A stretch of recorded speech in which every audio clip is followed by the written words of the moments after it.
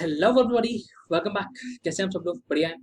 अच्छा चलो, anyways sir, ये क्या धमाका कर दिया आपने कि 20 मार्क्स 20 मिनट के अंदर बढ़ा दोगे? हाँ बिल्कुल बढ़ा सकते हैं। अगर मैं बात करूं कि न्यू सिलेबस स्टूडेंट्स की, तो आपके लिए तो सर ये वाला जो चैप्टर जिसकी मैं बात कर रहा हूँ, right, drafting of various deeds and agreements, 20 से लेके 50 मार्क्स तक आता है। और ओल्ड सिलेबस वाले स्टूडेंट्स के लिए मैं बात करूं तो 35 to 40 मार्क्स कहीं नहीं जाता। ओके ओके, ठीक है। इतना तो आएगा ही आएगा, ये तो मिनिमम लेके चल रहे हैं सर यार।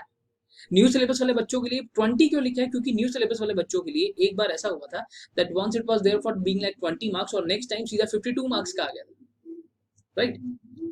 ठीक है, आई बात समझ? अच्छा अच्छा, इसलिए 20 लिखा है, हाँ। ठीक है सर, अब आगे चलते हैं। तो जैसे I mean I have explain this earlier as well.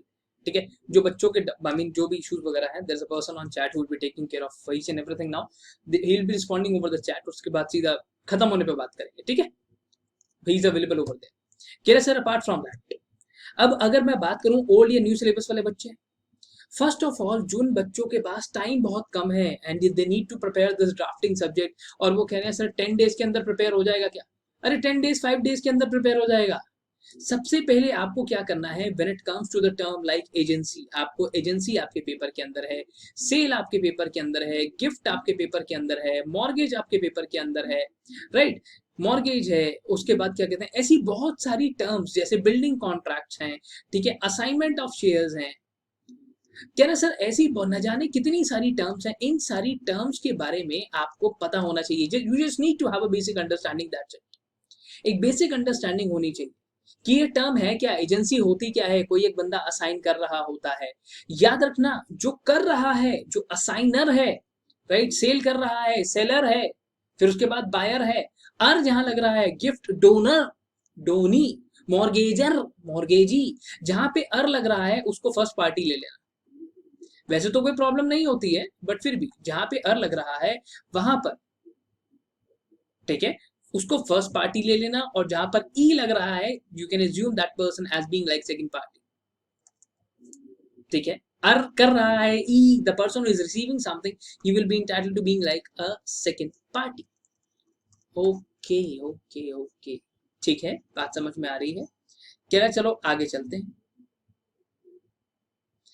अब अगली बात, मुद्दे की बात, इसे समझिए। कह रहा सर फर्स्ट और सेकंड पार्टी का फंडा समझ में आ गया? कह रहा अब अगर पेपर के अंदर लेट इट बी कोई भी आपको एग्रीमेंट बनाने के लिए दे देता है, कोई भी कॉन्ट्रैक्ट करने के लिए बोल देता है, कह रहा सर तो बड़ी एक सिंपल सी बात आपको बताता हूँ। मैंने कहा हाँ बताओ। कह रहा तो अगर कुछ भी बोलता है तो the very first part which we are going to from where we are going to start is description of the title. आपने पढ़ा होगा when it comes to components of those deeds, that is the same thing which we are going to apply over here, right. तो आप कैसे शुरू करेंगे? Sir this deed, कुछ भी होगा, एग्रीमेंट होगा तो एग्रीमेंट लिखेंगे, दिस डीड ऑफ, किस चीज की डीड है? एग्रीमेंट है, रेंट का है, सेल का है, गिफ्ट का है, ठीक है। उसके बाद आप देंगे place and date of execution, made at. बेटा देखो ये फॉर्मेट सेम रहेगा, फिर से बता रहा हूं, this format will remain same as it is, ठीक है। आपके पास अगर 5 क्वेश्चन आते हैं तो पांचों के अंदर सेम तरीके से काम हो सकता है, बस इन इन जगहों पर चेंजेस कर लेना। कह रहा this deed of assignment agency और लेट इट बी जो भी है, ठीक है, मेड एट दिल्ली ऑन, उसके बाद आप लिखेंगे डेट। ये तो आ गया आपका टाइटल के बारे में आपने बता दिया, and place and date of execution आपने बता दिया। कह रहा ठीक है sir, moving ahead moving ahead. अब हम बात करेंगे अबाउट डिटेल्स ऑफ पार्टीज। कह रहा बिटवीन, अब आप देंगे यहां पर पार्टीज के नाम है। अब उसके बाद हम दोनों पार्टीज का नाम लिखेंगे, जो भी उनकी डिटेल्स होगी, नेम, सन ऑफ, और उसके बाद उनका एड्रेस ऑफ वन पार्ट, यानी कि एक हिस्सा ये है, एक पार्टी ये हो गई, और उसके बाद हम लिखते हैं एंड, और उसके बाद फिर से जगह छोड़ते हैं, दूसरी पार्टी की सारी डिटेल्स लिखते हैं, और फिर लिखते हैं of another part, of another part, simple. बस यही है आपका description of deed title, place of execution, details of parties, सब यहीं पर आ जाता है। Let it be agency, gift, mortgage, sale, कुछ भी हो ऐसे ही बनेगा, बस इन ब्लैंक्स को फुल कर देना। ओके, मूविंग अहेड, अब चलता हूं आगे। इस पार्ट को we generally use to call it as recitals. आपने जब पढ़ा होगा तो आप इसे कहते हैं रेसिटल्स। रेसिटल्स स्टार्ट होता है वेयर एज से। वेयर एज के अंदर हम क्या करते हैं सर, प्रॉपर्टी के बारे में बताते हैं, थोड़ा सा बैकग्राउंड बताते हैं वेयर एज के अंदर। जैसे आपने इंडियन कॉन्ट्रैक्ट एक्ट पढ़ा होगा, उसके अंदर हम लोगों ने पढ़ा कि कौन सी पार्टी किसको अप्रोच करती है, from home the offer was given, who has accepted the offer. और उसके बाद कहीं ना कहीं जिस प्रॉपर्टी के बारे में, जिस सब्जेक्ट मैटर के बारे में आप बात कर रहे हो, उस सब्जेक्ट मैटर के बारे में थोड़ी सी डिटेल हम यहाँ पर देते हैं। ठीक है, जैसे मान लीजिए घर बेचने की बात हो रही है, that the property was situated in model town Delhi, that is a construction of a 4-story building and was constructed 2 years before the date of execution। तो आपने क्या करा, जनरल चीजें यहाँ पर बता दी कि ठीक है भैया, गंदे नाले के साथ में लगती है, शमशान घाट हमारे घर के पीछे, उस प्रॉपर्टी के बारे में बात होगी, लीज पे भी दे रहे हैं। तो याद रखना यहाँ पर थोड़ा सा बैकग्राउंड आप बताते हैं। बैकग्राउंड किस बारे में, जो भी आपका सब्जेक्ट मैटर है। जैसे अगर सेल हो रही है तो किसने किसको अप्रोच किया, ठीक है, किसने किसको अप्रोच किया, क्या यहाँ पर कोई किसी टाइप का अर्नेस्ट मनी था, गिफ्ट था तो किसने किसको अप्रोच किया, गिफ्ट दिया मतलब क्यों दिया, ओकेजन क्या था, रीजन क्या था, वो आप देते हैं यहाँ पर। मॉर्गेज है तो ठीक है भैया, कौन किसको दे रहा है, प्रॉपर्टी के बारे में थोड़ा सा बता दिया। असाइनमेंट ऑफ शेयर्स, ठीक है, शेयर्स असाइन हो रहे हैं, ठीक है, बहुत अच्छी बात है, कौन किसको शेयर्स दे रहा है, थोड़ा सा बैकग्राउंड बता दिया। ऐसे ही एजेंसी में करना है, थोड़ा सा बस बैकग्राउंड, थोड़ा सा हिस्ट्री के बारे में बताना है, किसने किसको अप्रोच किया। वेयर एज वाला पार्ट यहाँ पर शुरू होता है, जिसको आप रेसिटल्स कहते हैं। कह रहे सर उसके बाद आता है मेन पार्ट, जहां पर हर एक एग्जामिनर, यहां से एग्जामिनर देखना शुरू कर देता है आपका क्वेश्चन। ठीक है, थोड़ा सा बैकग्राउंड आप कैसा भी बना सकते हो, क्वेश्चन में गिवन है तो बहुत अच्छी बात है, नहीं गिवन तो आप बैकग्राउंड कैसा भी बना सकते हो, ऑफर, एक्सेप्टेंस और उसके बाद कंसिडरेशन के बारे में थोड़ा सा बता देना, आपकी मर्जी है। कहना नेक्स्ट आता है जिसको आपने पढ़ा है आज तक, टेस्टेटम के बारे में। अब ये टेस्टेटम क्या होता है, whenever we are going to start this, like when now this deed or agreement whatever you are going to write, witnesses as under, witnesses as under। कह रहा सर किस तरीके से आपका ये जो आई मीन आगे की टर्म्स एंड कंडीशंस, जैसे कि मैंने आपको सेल करा, ठीक है, मैंने आपको सेल करा, तो सर सेल के बाद हम क्या बात कर रहे थे, 20 लाख रुपीस की सेल हुई, 2 लाख रुपीस मैंने आपको अर्नेस्ट मनी दे दिया। अर्नेस्ट मनी क्या होता है, बयाना। और उसके बाद मैंने बोला ठीक है भैया, अब मैं आपको आगे चल के 10 लाख रुपए दूंगा, फिर मैं आपको 8 लाख रुपए दूंगा, दोनों डेट्स मैंने मेंशन कर दी। कह रहा सर आने वाली जो टर्म्स हैं, अर्नेस्ट मनी मेरा हो चुका है, पहले का हो चुका है, जब एग्रीमेंट हुआ होगा तो मैंने आपको थोड़े से पैसे दिए होंगे। Earnest money is going to form a part of history, that is going to form a part of recitals. But over here we are going to talk about the terms and conditions, that means जो आने वाले future में होने वाला है। यहाँ पे जब मैं लिखता हूं now this deed witnesses as under, that means आने वाली टर्म्स एंड कंडीशंस, आने वाला future, we are going to focus over there only. हम वहां पे फोकस करने वाले हैं, उस आने वाले टाइम पे। ओके सर, ओके, बात समझ में आई, उस आने वाले पार्ट पे, उस आने वाले टाइम पे हम लोग फोकस करने वाले हैं। Now this deed witnesses as under या फिर एज फॉलोज, जो भी आप लिखना चाहो। अब आप बारी बारी से पॉइंट्स लिखते हो। सर पॉइंट्स हर एक बात के लिए अलग होते हैं क्या, नहीं, कुछ पॉइंट्स बता देता हूं, ये पॉइंट्स इतने कॉमन हैं कि आप कुछ भी बनाइए सर, कुछ भी बनाइए, वहां पर ये काम आएगा ही आएगा। ओके, सबसे पहली बात कंसिडरेशन, क्या पैसे का कोई लेन देन हो रहा है बीच में, कंसिडरेशन है तो बताइए। कंसिडरेशन, सर कंसिडरेशन के बारे में, हाँ, कोई कंसिडरेशन है, कोई पैसे का लेन देन हो रहा होगा ना यार, क्या रिसीट ऑफ मनी, क्या पैसे रिसीव हो चुके हैं या अभी होंगे। और उसके बाद मोड ऑफ पेमेंट, इसमें से जो भी आपको याद रहे, आप लिखना चाहो आसान वर्ड्स में, इजी वर्ड्स में, तो सिर्फ पेमेंट लिख सकते हो कि भैया पेमेंट कब आएगी, कैसे आएगी, किस तरीके से आएगी, क्या मोड होगा, इंडियन रुपीज में मिलेगी, कैश मिलेगा, कैसे मिलेगा। ठीक है, आगे चलते हैं, अगली बात पे आते हैं। कह रहा सर उसके बाद अब आता है हमारा operative clause. Okay sir, operative clause माने यहां पर आप देते हैं टेक्निकल डिस्क्रिप्शन। जैसे कि अगर मैं आपसे बात कर रहा था, प्रॉपर्टी में आपको सेल कर रहा हूं, सर प्रॉपर्टी में कितनी जगह है, कितने स्क्वायर यार्ड्स है, कितने कमरे बने हुए हैं, किचन बना हुआ है, बाथरूम कितने हैं, गेट कहाँ पे है, इस बारे में आप यहाँ पर बता सकते हो, पर बहुत ज्यादा मत बताना। आप क्या कर सकते हो, समझदारी कर सकते हो यहाँ पर कि that the proper details of the property forming a part of subject matter is enclosed in schedule या annexure। आप ये बोल सकते हो भैया शेड्यूल और अनेक्स्चर में लगाई हुई है। फिर से बोल रहा हूं, कोई भी पॉइंट को 2 या 3 लाइनों से ज्यादा मत लिख देना। कहीं आप वहां पर सारा लिख दो कि ये 4 कमरे हैं, एक मेरा है, एक मेरे भाई या बहन का है, एक मम्मी पापा का है और एक हमने गेस्ट के लिए छोड़ा हुआ है। ठीक है, ऐसे हमने किया। नहीं नहीं नहीं, टेक्निकल डिस्क्रिप्शन। सर ये गिनवा दूं उसको कि हाँ यार हमारे यहाँ पे मतलब 12 टाइप के 12 हमारे पास वाटर टैप्स लगे हुए हैं, हमारे पास 4 वाटर टैप। अबे भाई बेचना नहीं है, OLX पे नहीं है, बेचना नहीं है। टेक्निकल डिस्क्रिप्शन दैट मींस आप एरिया और नंबर ऑफ रूम्स लिख दोगे तो भी बहुत है। डू रिमेंबर, कोई भी पॉइंट 2-3 लाइन से ज्यादा ना जाए। कह रहे सर उसके बाद अगली बात पे आते हैं। अब क्या होता है ना, बहुत बार हम जब भी कोई भी एग्रीमेंट कर रहे होते हैं तो उसके लिए बहुत जरूरी होता है कंप्लीशन टाइम।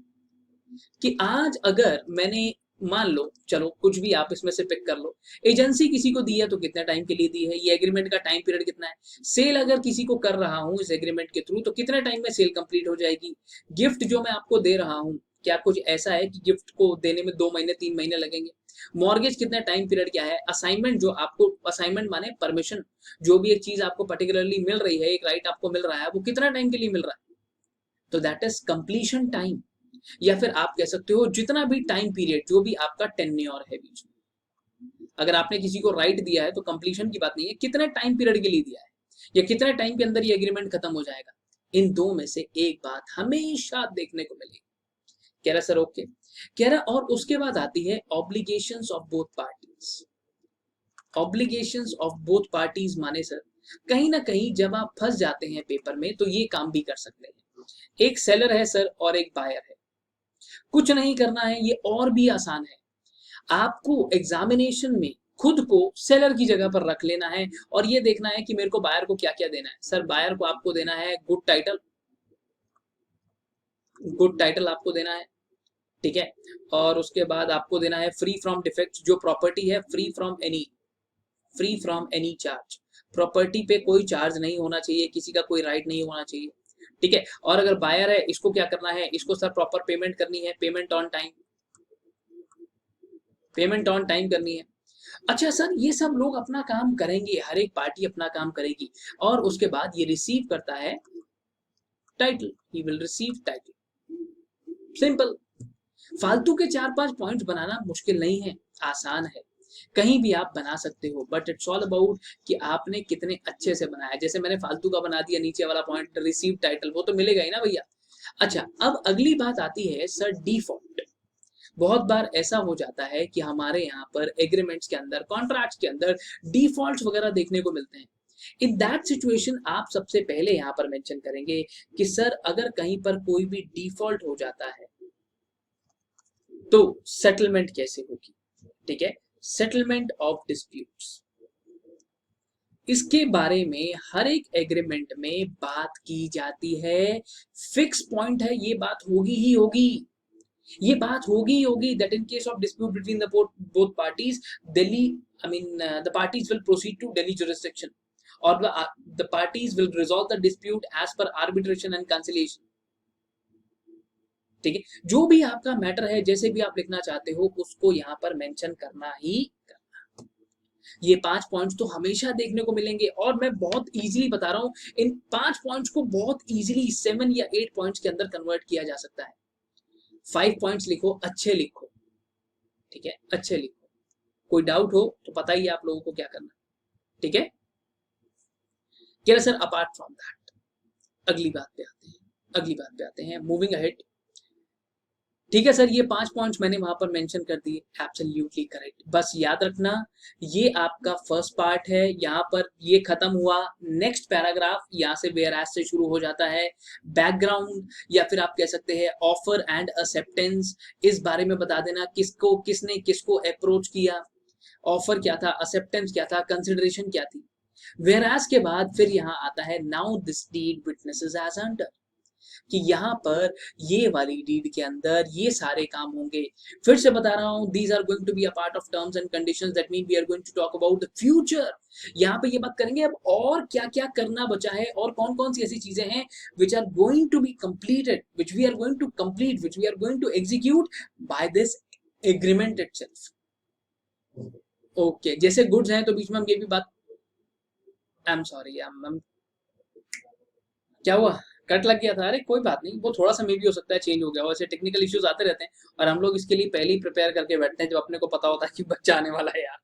हाँ ठीक है, अदरवाइज नहीं तो आपने क्लासरूम्स के अंदर देखा है इन्हीं चीज़ों पे हम लोग को फिर कहते हैं कि यार ठीक है बेटा अगर कुछ दिख गया होगा तो कोई बात नहीं, just wait for a moment, इतने में हो जाता है रेज्यूम। खैर एनीवेज ये बात समझ में आई।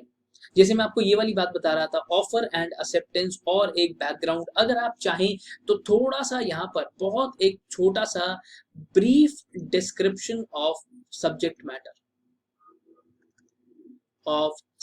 मैटर के बारे में भी बात कर सकते हो, आपको कुछ नहीं समझ में आ रहा है तो। ठीक है, क्योंकि हमारे को यहाँ पर एकदम ड्राफ्ट्समैन नहीं बनना है, अभी पहले पेपर पास करना है। और frankly speaking 60 number 60 marks drafting में लेकर आना कोई बहुत बड़ी बात नहीं है, इट्स वेरी इजी। ठीक है, खैर एनीवेज सेशन तो बहुत छोटा हो गया यार आज का, कोई बात नहीं। एक बच्चे ने ना मुझसे पहले एक क्वेश्चन पूछा था यार, सो आई वाज लुकिंग फर्दर कि पता नहीं, चलो देखते हैं अगर वो रिलेवेंट हुआ तो डेफिनेटली, अगर आपके पास भी कुछ हुआ तो भी उस पर बात कर लेंगे। ठीक है, कह रहे सर अपार्ट फ्रॉम दैट अब आता है हमारे पास विटनेस क्लॉज, जिसको आप कहते हैं टेस्टिमोनियम क्लॉज या टेस्टिमोनियम क्लॉज। अब हम क्या करते हैं, यहाँ पर हम लोग लिखते हैं in witness whereof the parties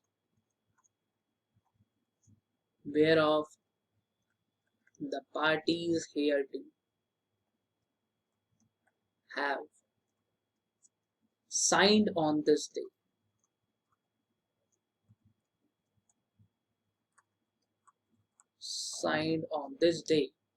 कह रहे सर कौन से दिन पे, on the day mentioned above, ऐसा लिख सकते हो। दिस डे क्यों फिर से लिखना, on the day mentioned above, जिस डेट पे एग्रीमेंट एग्जीक्यूट हुआ उसी डेट पे साइन कर दिया, ऑन द डे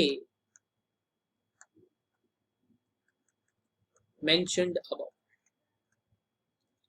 सर ये सारा क्या कैपिटल में लिखूंगा? आपने आज से पहले कुछ भी नहीं देखा क्या? कोई भी टीचर ने किसी भी बुक में देखा होगा तो वहां लिखने का तरीका होता है ना, तो यहाँ पर ऐसे ही sir first party second party, यहाँ पे ये दोनों पार्टीज के बारे में आप बात करेंगे, first party second party, and apart from that over here you are going to have a couple of witnesses. पहला विटनेस यहाँ पर आएगा और दूसरा विटनेस यहाँ पर आएगा। Got it? समझ में आया? समझ में आया क्या? समझ में आया ना? चलो बस ठीक है, ओके।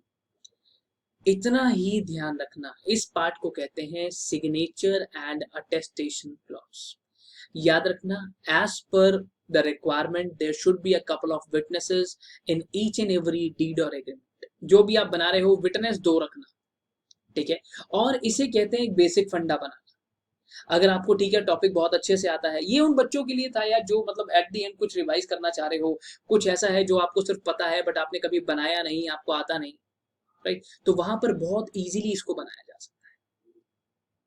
ओके ओके ओके, ठीक है, बहुत इजीली इसको बनाया जा सकता है, ठीक है, समझ में आया ना?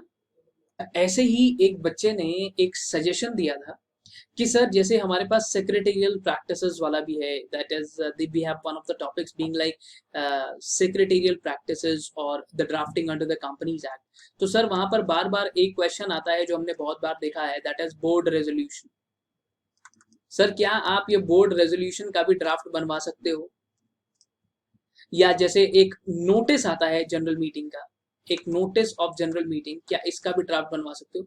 डेफिनेटली, डेफिनेटली अगर आपकी रिक्वायरमेंट है तो अपन ये भी कर सकते हैं यार, कोई दिक्कत वाली बात नहीं है, कोई दिक्कत वाली बात। बट आई वाज पर्टिकुलरली, जैसे मैंने आपको ड्राफ्टिंग की एक वीडियो दी थी जहां पर बताया था कि पेपर के अंदर ये सब इंपॉर्टेंट है, सो आई वाज वंडरिंग कि वो पहले कर लेते हैं, इसको बाद में कर लेंगे। बट ठीक है, what ever is your recommendation, जो भी आप चाहते हैं, you can write down in your comments and let us know. ठीक है, जो बच्चे क्लासेस में देख रहे हैं उनको पता है उनको क्या करना है, जो बच्चे वैसे देख रहे हैं यूट्यूब वगैरह पे, ठीक है, या जैसे लाइव देखते हैं बच्चे बहुत सारे, तो उनको पता है उनको क्या करना है, उनको पता है हाथ क्या बता देना है। और जो बच्चे बाद में देख रहे हैं वो अपना कमेंट्स में मेंशन कर सकते हैं, ठीक है। बस that's it, we are done for the day. Bye bye, take care of yourself, ठीक है। और अब मिलेंगे किसी और वीडियो में, वहां बात करेंगे। And do let me no कि इस बारे में बात करूं या सीधा अब मैं governance, risk management, ethics and compliances पे चला जाऊं, वहां पे चले जाते हैं। वहां पे अच्छा एक और चीज बता देता हूँ, इस सब्जेक्ट के अंदर भी, this is for CS professional new syllabus students, ठीक है, आपके लिए इस सब्जेक्ट के अंदर बहुत बड़ा रोल प्ले करती हैं हेडिंग्स। अगर आपको हेडिंग्स आती हैं तो सर आप पेपर ले जाओगे बहुत इजीली।